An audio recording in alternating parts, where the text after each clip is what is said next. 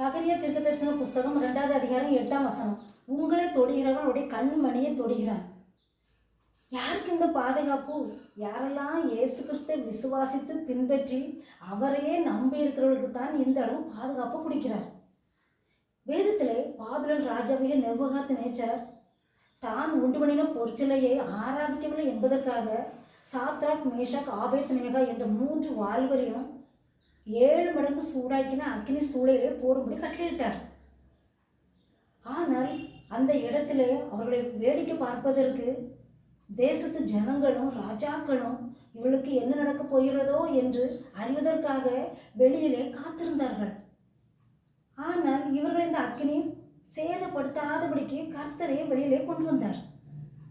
ஆனால் இந்த நேபுகாத்நேச்சரையோ வெளியிலே மாடுகளைப் போல புல்லை மேயும்படி வைத்தார். பிரியமானவர்களே, நாம் இந்த கர்த்தராகிய இயேசு கிறிஸ்துவை விசுவாசித்தோம் என்றால் நம்மளுக்கு மிகுந்த பாதுகாப்பு கொடுப்பார். அதே போல எல்லா சத்துருக்களின் கைக்கும் தீங்கு நாட்களிலும் நெருக்கத்தின் காலத்திலும் நமக்கு சகாயம் செய்வார்.